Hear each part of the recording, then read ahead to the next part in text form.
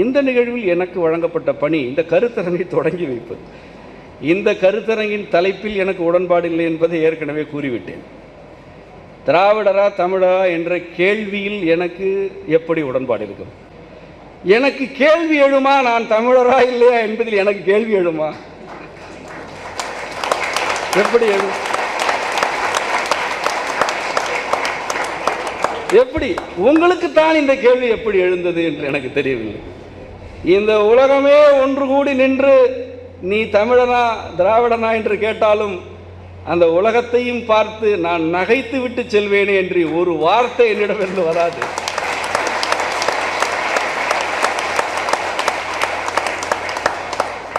ஐந்திரம் வகுத்த மயமாமுனியின் பிள்ளை, அந்த ஐந்திரத்தை பயின்ற தொல்காப்பியனின் பிள்ளை, ஔவையின் பிள்ளை, திருவள்ளுவனின் பிள்ளை, நாவுக்கரசரின் பிள்ளை, அந்த அம்மையப்பருக்கே பிள்ளை.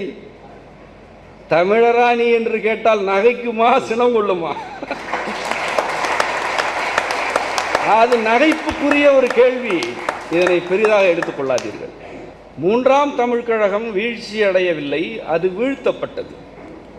மூன்றாம் தமிழ் கழகம் வஜ்ரநந்தி என்ற ஒரு சமண முனிவனால் வீழ்த்தப்பட்டது. இதனை என்றுமே மறக்காதீர்கள், எப்பொழுதும் இதை மன்னிக்காதீர்கள். இதை மன்னிக்கவே கூடாது, மறக்கக்கூடாது, மன்னிக்கக்கூடாது. ஏனென்றால் அவன் ஒரு பெரும் பாவம் செய்தான். தமிழை திரமிழம் என்று அவன் எழுதினான். இதனை விட ஒரு பாவத்தை இந்த இனத்திற்கு எவனும் செய்ய முடியாது. எந்த தமிழை ஓரறிவதுவே உற்றறிவதுவே என்று உலகத்திற்கே உயிரின தோற்றத்தை பதிவு செய்த தமிழை அவன் திரமிழம் என்று எழுதினான். பெரியோரை வியக்க வேண்டியதில்லை, சிறியோரை இகழ வேண்டியதில்லை என்ற சமத்துவத்தை பாடிய தமிழை அவன் திரமிழம் என்று எழுதினான். எழுத தெரியாமலா எழுதினான்? இல்லை, வேண்டுமென்றே எழுதினான். களப்பிரர்களுடைய ஆட்சியில் இருந்த ஒரு முனிவன் அவன். களப்பிரர்கள் தமிழர்களை அழிக்க வேண்டும் என்பதற்காகவே வந்தவர்கள். அவர்கள்தான் இங்கே வைதிக பிராமணர்களை பெரும் எண்ணிக்கையில் குடியமர்த்தினார்கள். இவற்றிற்கெல்லாம் பூலான்குறிச்சி கல்வெட்டு சான்றுகள் இருக்கின்றன, எண்ணற்ற சான்றுகள் இருக்கின்றன. பல்லவர்கள் தங்களை பரத்வாஜ கோத்திரத்தார் என்று அழைத்துக் கொண்டவர்கள். ஆரிய பிராமணர்களில் உயர்குலம் என்று கருதப்படுவதுதான் பரத்வாஜ கோத்திரம். பல்லவர்கள் தங்களையே பிராமணர்கள் என்று கூறிக்கொண்டவர்கள். இப்படிப்பட்டவர்கள் ஆட்சியில் தமிழ் திரமிழ என்று எழுதப்பட்டது. அது எழுதப்பட்டது மட்டுமா? அதில் திரமிழ சங்கம் என்று அவன் சொன்னான். எவ்வளவு இருமாப்பு இந்த இனத்தின் மீது, எவ்வளவு இகழ்வு அவனுக்கு இருந்தால், தமிழ் கழகம் என்று இருந்த கழகத்தை அதே மதுரையில் இனி இது தமிழ் கழகம் அல்ல, இது திரமிழ சங்கம் என்று கொச்சையாக எழுதி அதனை நிறுவி நடத்தினான். யானையை அடித்து துன்புறுத்தி பிச்சை எடுக்க வைப்பதை போன்றது தமிழர்களுடைய கழகம் அமைந்த மதுரையில் எதிரிகள் வந்து உட்கார்ந்து கொண்டு திரமிழ சங்கம் என்று இனி அழைக்க வேண்டும், தமிழ் கழகம் என்று அழைக்கக்கூடாது என்று நிறுவினார்கள். இதை நிறுவிவிட்டு அவர்கள் சில நூல்களை இயற்றினார்கள். அந்த நூல்களில் ஒன்றுதான் ஆச்சார கோவை. இது சமணர்கள் அமைத்த திரமிழ சங்கத்தில் இயற்றப்பட்டது. இதை தமிழ்ச்சங்க நூல்கள் என்ற வரிசையில் இப்பொழுது வைத்திருக்கிறார்கள். இது பெரிய பாவம், இது பிழையான கருத்து, இது ஒரு வகையில் திரித்தல். இந்த ஆச்சார கோவை தான் சில குடிகளில் பிறந்தவர்களை பிராமணர்கள் தீண்டக்கூடாது என்ற விதியை எழுதிய முதல் தமிழ் நூல். அது தமிழில் இயற்றப்பட்ட நூலே அன்றி தமிழ் நூல் அல்ல. தமிழில் இயற்றப்படுவது அனைத்துமே தமிழ் அல்ல, அது தமிழில் இயற்றப்பட்ட நூல், அது தமிழ் நூல் அல்ல. தமிழர்களுடைய அறம் இல்லை, நெறி இல்லை, எல்லா உயிர்களுக்கும் சேர்த்து கருப்பொருள் வகுத்த அந்த நோக்கு இல்லை, எதுவுமே இல்லையே. நாங்கள் மரத்தை கூட கருப்பொருள் என்றோமே, நீ ஒரு மனிதனை தீண்டக்கூடாது என்றல்லவா கூறுகிறாய்? இதனைத்தானே நீ ஆச்சாரம் என்றாய். ஆச்சாரம் என்ற சொல் இன்றைக்கும் யாரிடம் இருக்கிறது? எதற்காக இருக்கிறது? அதற்காகத்தானே இருக்கிறது. இந்த ஆச்சாரங்கள் எல்லாம் ஒரு கோவையாக தொகுத்த நூலுக்கு பேர் ஆச்சார கோவை. இந்த நூலை அரங்கேற்றியதுதான் இன்றைக்கு திராவிடம் என்று சொல்லப்படக்கூடிய தமிழ சங்கம். நீங்கள் திராவிடம் என்ற சொல்லை அங்கிருந்து தானே எடுக்கிறீர்கள். நான் அங்கு வந்து உங்களை கேட்கிறேன், இங்கே என்ன எழுதி வைத்திருக்கிறாய்? உன்னுடைய ஆதி தமிழ சங்கத்தில் இருக்கிறது என்பதைத்தானே சொல்கிறாய். உன் தமிழ சங்கம் தீண்டாமையை வலியுறுத்திய முதல் நூலாயிற்றே தமிழில்.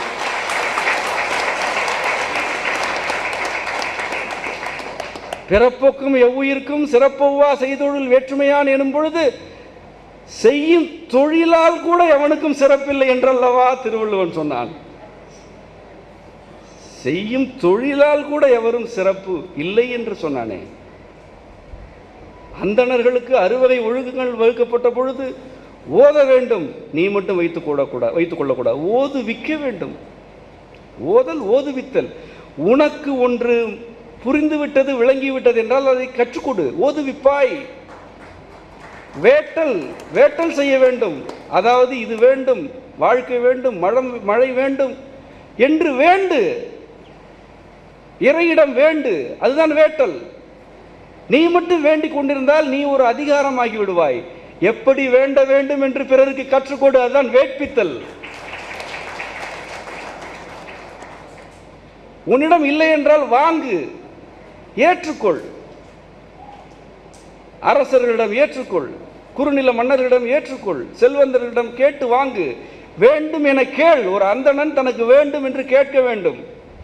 அவன் கண்ணியம் பார்க்கக்கூடாது. ஏனென்றால் அந்தணன் எனப்படுபவன் அறத்தை கற்பிக்க வந்தவன், அவன் பெருமை பார்க்கக்கூடாது. என்னிடம் உணவில்லை, பசிக்கிறது என்று கேள், அகந்தையை தூக்கி வைத்து விட்டு போ. இதுதான் உனக்கும் பிறருக்கும் உள்ள வேறுபாடு. இப்படி நீ போய் கேள். உன்னிடம் நிறைய சேர்ந்து விட்டால் நீ வைத்து கொள்ளக்கூடாது, அதை ஈதல் என்ற 6வது ஒழுக்கத்தால் நிறைவேற்றிவிடு. வாங்கு, ஆனால் கொடுத்து விடு. ஓது, அதையும் கற்றுக் கொடுத்து விடு. வேண்டு, அதையும் கற்றுக் கொடுத்து விடு. இறுதியில் உன்னிடம் எதுவும் இருக்கக்கூடாது. இவன் தானே அந்தணன்,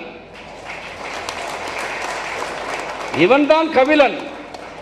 இந்த அந்தணர் வழியில் வந்தவள் தான் அவ்வை, இவள் தான் வெண்ணி குயத்தி. இந்த அந்தணர்கள் வாழ்ந்த தமிழ் கழகம் வச்சிரநந்தி என்பவனுடைய அடிமை தலைக்கு ஆட்பட்ட பிறகு ஆச்சார கோவை அல்லவா அரங்கேற்றியது. இதனைத்தானே சமணம் செய்தது. இது சமண முனிவனுடைய பணி அல்லவா, அது சமண நூல் அல்லவா. உங்களை பொறுத்தவரை, என்னை பொறுத்தவரை அது சமண நூல் தான். சமணம் தலையை மழித்துக் கொள்ள சொன்னது, உடலை துன்புறுத்தி கொள்ள சொன்னது, பெண்ணை தொடுதல் புனிதத்திற்கு குறைவு என்று சமணம் சொன்னது. உண்டா இல்லையா? அதனால் தானே பிரம்மச்சரியத்தை கடைபிடிக்கிறீர்கள். ஆரிய பிராமணிய வைதிகத்திற்கும் சமணத்திற்கும் உள்ள ஒற்றுமைகளை பட்டியலிட்டால் 1000 பக்கங்கள் எழுதலாம். ஆனால் நீங்கள் 2 வேறு வேறு என்று கதை கட்டுவீர்கள். எவ்வளவு ஒற்றுமை! கர்மத்தை 2ம் ஏற்றுக்கொண்டது. 2மே இறை மறுப்பு கொள்கைகள். ஆரியர்களுடைய வேதம் இறையை மறுத்தது, அது ஒரு நாத்திக கருத்து, அது இறை மறுப்பு. சமணம் நாத்திக சமயம். இந்த சமணம் தலையெடுத்த பிறகுதான் தமிழில் இயற்றப்பட்ட காப்பியங்களில் மறுபிறவி கதைகள் வந்தன. ஒப்பிட்டு பாருங்கள். 4000க்கு மேற்பட்ட தமிழ் கழக பாடல்களில் இவன் சேரன் செங்குட்டுவன், இவனுக்கு முற்பிறப்பு இது என்று ஏதாவது இருக்கிறதா? கரிகால் பெருவளத்தான் முந்தைய பிறவியில் புண்ணியம் செய்தான் என்று இருக்கிறதா? மறுபிறவியே இல்லையே நமக்கு. மறுபிறவி நாம் வேறு வகையில் சொன்னோம், அது இந்த அரங்கிற்கு பொருத்தமற்றது. கர்மத்தின் அடிப்படையில் மறுபிறவி தமிழர்களிடம் இல்லை. சமணத்திற்கு இருந்தது, பௌத்தத்திற்கும் இருந்தது. இந்த 2மே பிறவி கதைகளை கூறின. வளையாபதி, குண்டலகேசி இவையெல்லாம் என்ன? இவையெல்லாம் குப்பைகள். சிலப்பதிகாரத்தில் இருக்கும் மாண்பு வளையாபதியில் உண்டா? குண்டலகேசியில் உண்டா? கதை, கட்டுக்கதை. சமணர்களும் பௌத்தர்களும் படைத்த இலக்கியங்கள். ஆச்சார கோவை சமணர் படைத்த இலக்கியம். சமணர்கள் பள்ளிகளை திறந்தார்கள். ஆம், யாருக்கு திறந்தார்கள் அதை சொல். எதை கற்பித்தார்கள் அதையும் சொல். இந்த சமணத்தை தானே கற்பித்தார்கள். நம்முடைய ஆய்வறிஞர் மயிலையார் அற்புதமாக குறிப்பிட்டார். களப்பிரர் காலத்தில் தொல்காப்பியத்தை தடை செய்தார்கள் என்று குறிப்பிட்டார். சான்றுகளோடு குறிப்பிட்டிருக்கிறார். எல்லாம் மறந்து விடாதீர்கள். சமணர்களும் பௌத்தர்களும் தொல்காப்பியத்தை தடை செய்து வைத்திருந்தார்கள். குறிப்பாக களப்பிரர்கள் தடை செய்தார்கள். அப்பொழுதுதான் இறையனார் அகப்பொருள் இறை நக்கீரனாரால் எழுதப்பட்டது. அதுதான் தமிழ்கழக வரலாற்றை பதிவு செய்தது. இந்த உரையிலிருந்து சாரமாக நாம் கூற விரும்பும் கருத்து, தமிழர்களுடைய வாழ்வியல் என்பது ஆழமான மெய்யியலிலிருந்து எழுந்த ஒரு கிளை. தமிழர்களுடைய மெய்யியல் ஆழ்ந்த இறையியலில் இருந்து எழுந்த ஒரு கிளை. நாம் சமயவாதிகளாக சங்க காலத்தில் இருக்கவில்லை. ஏனென்றால் ஒரு சமூகமே மெய்யியல் கொள்கையின்படி வாழும் பொழுது அதனை நெறிப்படுத்துவதற்கு தமிழ் ஆளுமைகள் இருக்கும் பொழுது சமயங்கள் தேவையில்லை, நிச்சயமாக தேவையில்லை. இறை உண்டா இல்லையா என்று எவரும் கேள்வி எழுப்பலாம், சிந்திக்கலாம், சிந்தனையில் விடை காணலாம். இருக்கிறது என்றும் கூறலாம், இல்லை என்றும் கூறலாம். இவை எல்லாமே மெய்யியலின் அங்கங்கள் தான். மெய்யை தேடுவதுதானே மெய்யியல். ஆகவே நாம் குறிப்பிட்ட சடங்குகளை பின்பற்றவில்லை, குறிப்பிட்ட உருவ வழிபாட்டில் சிக்கவில்லை.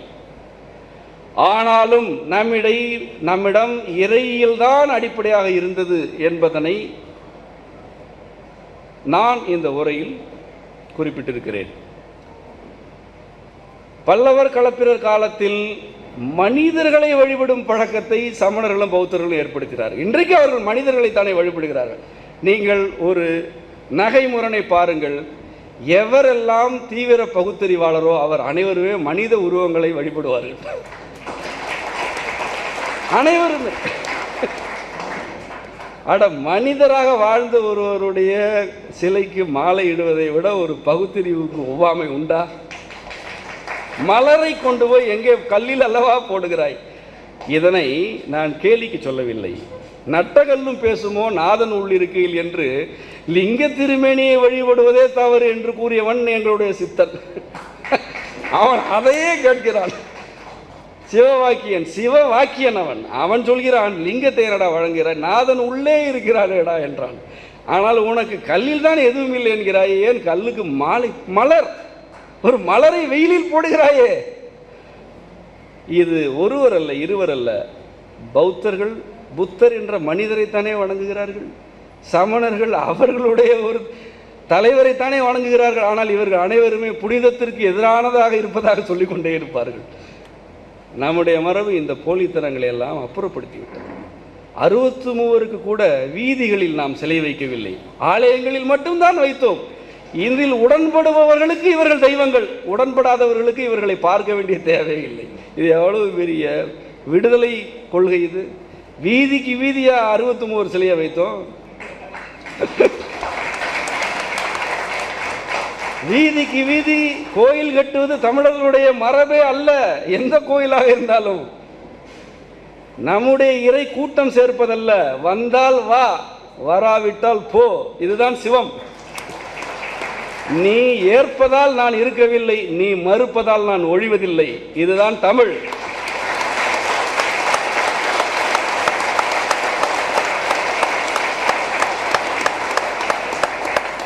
எது அசைவற்றதாக எப்பொழுதும் இருந்து கொண்டே இருக்கிறதோ அதுவே கருவாகிய சிவம் என்பது நம்முடைய இறையியல். எது மனித குலத்தின் தொடக்கம் முதல் இறுதி வரை இருந்து கொண்டே இருக்கிறதோ, இருக்கப் போகிறதோ அதுவே சிவமாகிய தமிழ் என்பதுதான் நான் உணர்ந்த உண்மை. அதனால்தான் நான் இது இறைத்தமிழ் என்று கூறுகிறேன். நான் எப்பொழுதுமே இறைத்தமிழ் என்று தான் கூறுவேன். இதனை கூறுவதற்கு என்னுடைய ஆய்வுகள் காரணமல்ல. எனக்கு ஆய்வு செய்ய வராது, தெரியாது.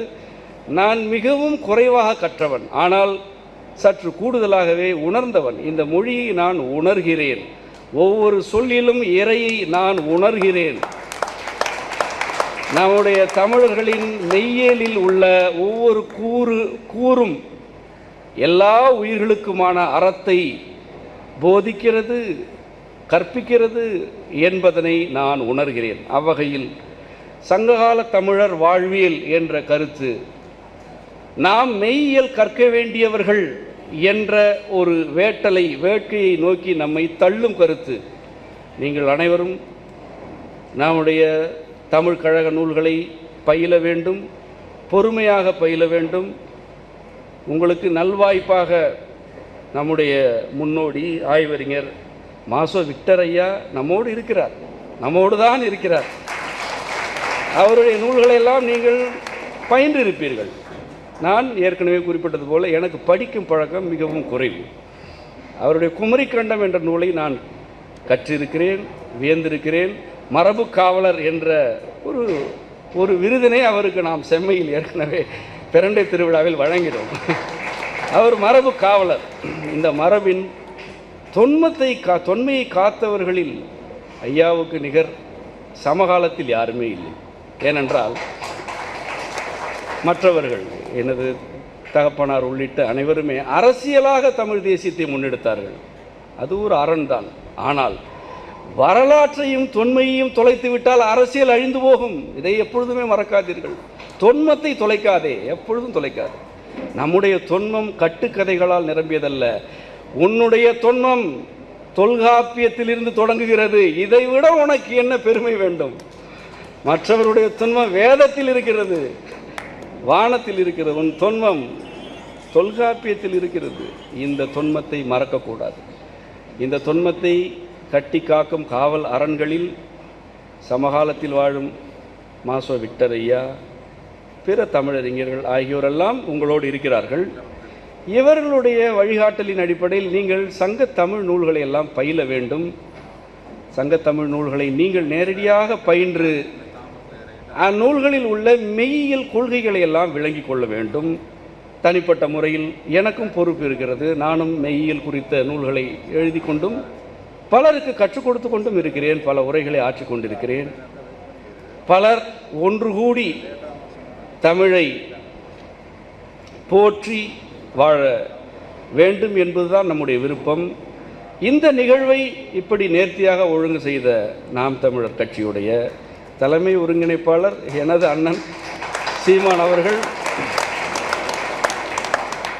அவர் ஒரு அறிவார்ந்த தமிழ் சமூகம் உருவாக வேண்டும் என்ற விருப்பத்தில் இதனை செய்கிறார் என்பதனால் அவரை பின்பற்றுபவர்களுக்கு பொறுப்பு இருக்கிறது. இதனை புரிந்து கொள்ளுங்கள். தமிழர்களுடைய தொன்மை இவ்வளவு ஆழமானது என்பது உங்களுக்கும் எனக்கும் பெருமை அல்ல, பொறுப்பு வாய்ந்தது. நம்முடைய முன்னோர் வியத்தகு ஆற்றல் படைத்தோர் என்றால் அது நமக்கு பெருமை என்றால் நாம் அழிந்து போவோம். அது நமக்கு பொறுப்பு என்றால் அடுத்த தலைமுறையை கடத்தி செல்வோம். ஆகவே பெரியோரை வியந்து கொண்டே இருக்கக்கூடாது, பொறுப்புணர்ந்து நடந்து கொள்ள வேண்டும். தமிழ் நூல்களை பயில வேண்டும், பரப்ப வேண்டும், வாழ்வியல் நெறிமுறைகளை பின்பற்ற வேண்டும். நாம் செய்ய வேண்டியது தமிழர்களுடைய மெய்யியலை தமிழகத்தில் நிலவச் செய்தலும் நிறுவுதலும். இவர்களுக்கு பதில் சொல்வதல்ல. நீ யார்? நீ ஒரு பேரரசனை எதிர்த்து நின்று பேசிய பெண்ணின் வாரிசு. நீ யாரிடம் எதிர்த்து கொண்டிருக்க? நீ யாரை எதிர்த்து நிற்கிறாய்? அவர்களெல்லாம் உன்னுடைய மனக்கண்ணில் கொண்டு வந்து நிறுத்து. நம்முடைய வெண்ணி குயத்தி கரிகாலனை எதிர்த்தவள் நீ எதிர்க்கிறாய. இவர்களெல்லாம் உன் கால் தூசுக்கு கூட பெருமானமற்றவர்களாயிற்று.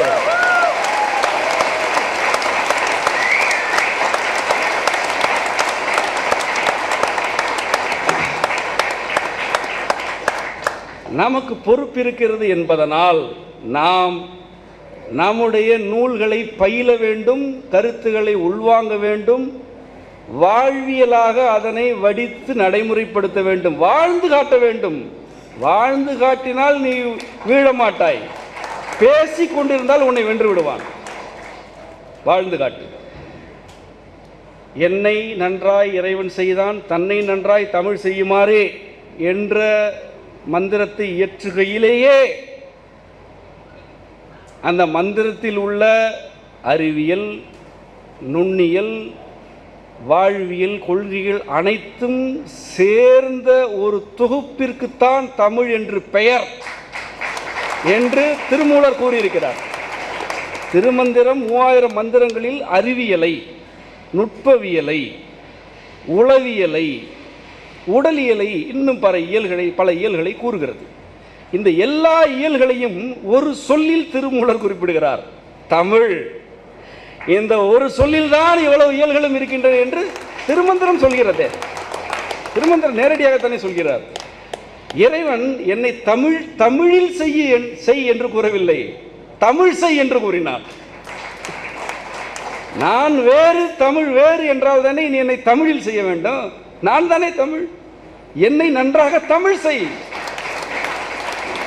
ஒரு களிமண் பாண்டமாவது போல இறைவன் திருமந்திரமானான், தமிழானான். பாண்டம் ஆன பிறகும் அது மண்தான்.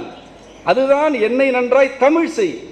ஒரு மண்ணை பாண்டம் செய், மண்ணில் செய்யாதே, மண்ணை பாண்டமாக்கு என்பது மண் வேறு பாண்டம் வேறு என்ற இருமையை உடைப்பது. இதனால் தான் அவர் தன்னை நன்றாய் தமிழ் செய்யுமாறு என்றார். அப்படிப்பட்ட சித்தர் மரபின் பிள்ளைகளாகிய தமிழர்கள் தமிழாக வாழ்ந்து தமிழை உணர்ந்து வாழ்வியல் நெறிகளாக கடைபிடிக்கையில் எதிரிகளும் இங்கு வந்துதான் சேர்வார்கள். இது உங்களுக்கு மிகையாக தோன்றும், நான் நம்பிக்கையில் பேசுவதாக கூட தோன்றும். நான் எதையும் நம்ப மாட்டேன். நான் எல்லாவற்றையும் கேள்விக்குள்ளாக்குபவன். அது வேறு. கடந்த காலத்தில் நம்மை எதிர்த்தவர்கள் இரண்டு நிலைகளுக்கு ஆளாகி இருக்கிறார்கள். ஒன்று, இந்த தேசத்திலிருந்து துரத்தப்பட்டவர்கள், இது ஒன்று. இரண்டாவது, நம்மோடு கலந்தவர்கள். இந்த இரண்டாவதாக மாறப்போகின்றவர்கள் தான் இப்பொழுது பேசிக் கொண்டிருக்கிறார்கள். இதில் நமக்கு என்ன பொறுப்பு இருக்கிறது என்றால், இவ்வாறு கலப்போர் தம்முடைய வழக்காறுகளையும் தம்முடைய கொள்கைகளையும் நம்மிடையே சில நம்பிக்கைகள் வழியாக பரப்பி நிலைபெறச் செய்து விட்டார்கள். இதனைத்தான் நாம் கண்டறிந்து களைய வேண்டும். ஆரிய வைதிகத்தின் கூறுகள் தமிழகத்தில் இருப்பது இப்படித்தான். நம்மோடு கலந்து தங்களுடைய கருத்துக்களை நிலைநாட்டி விட்டார்கள். அவற்றை களைய வேண்டும். தமிழ் களையும், தமிழர்கள் களைவார்கள். அந்த மனிதர்களை அல்ல, அந்த கருத்துக்களை. இப்பொழுது உள்ளவர்கள் நீங்கள் அல்ல, நாம் தெளிவாக தமிழர்களாய் தமிழாய் வினையாற்றினால் இப்பொழுது உள்ளவர்கள் நம்மோடு கலப்பதற்கு விண்ணப்பிப்பார்கள். அப்பொழுதும் கூட அவர்களுடைய சீர்கேடான கொள்கை கூறுகளை எல்லாம் களையும் அளவிற்கு நமக்கு திறனும் பொறுப்பும் வேண்டும் என்பதனை நினைவில் கொள்ளுங்கள். இந்த அளவோடு சங்ககால தமிழருடைய வாழ்வியல் என்ற உரையை நிறைவு செய்கிறேன். நன்றி.